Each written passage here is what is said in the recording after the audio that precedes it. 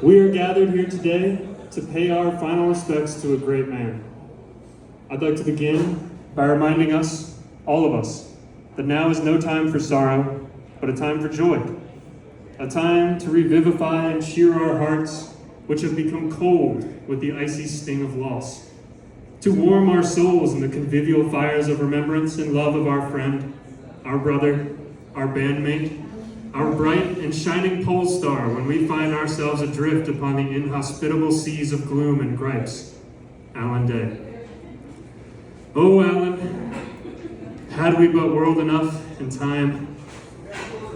But now I must consider my own advice and recall the radiant light that was Allan Day, the daylight, as I've come to think of it, and I must allow the daylight to drive the desolation of night from my heart. It is altogether fitting to conceive Allan Day as a being of light. His positive demeanor, affable spirit, and surreal, erudite sense of humor spread to every high corner and low crack of all rooms he entered. He drew others to him, not through casualry or street magic, but through the earnestness of his soul. When he kicked up his bare feet to dance, mandolins singing in his hands, well, let us say that the mysterious St. Vitus dance of medieval days seems more easily explained.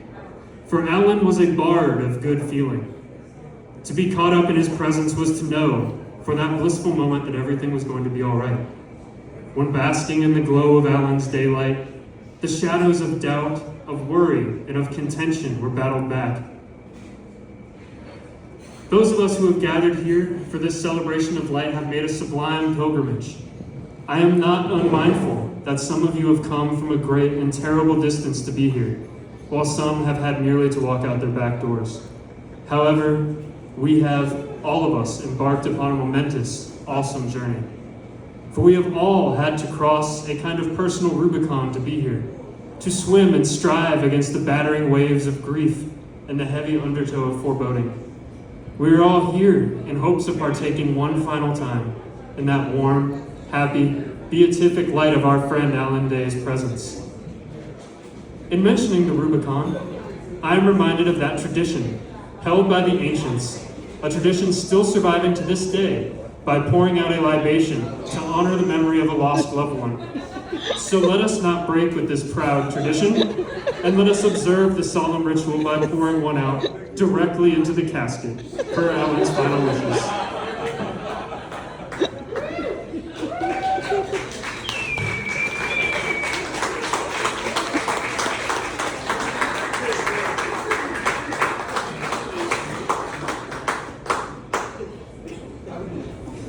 From Homer, even his griefs are a joy long after to one that remembers all that he wrought and endured. So let us now hold in a pocket of our hearts all that Allan has wrought and endured. I implore us all now to close our eyes and concentrate on our memories of Allan, our memories with Allan, our memories of how Allan made us feel. And I further implore us all to recognize in those memories, in that special realm of the heart, the eternal light which still shines out from and within our remembrances of him. For though Allan may be gone from us off to the next life, the daylight lives on in our hearts and minds and souls and feet of all who knew him. So as I conclude today, let me leave you with these final thoughts, that they might come to console you as they have come to console me. In times of confusion, let the daylight guide you. In moments of fear and sorrow, seek the daylight within you. And when seeing others languishing in the darkness, blindly reaching out their hands, lend them daylight, that they might see and be illuminated. Let us never allow the daylight to set on this world. Thank you.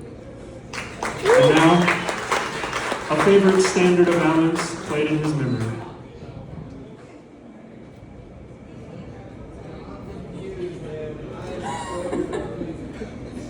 So are we.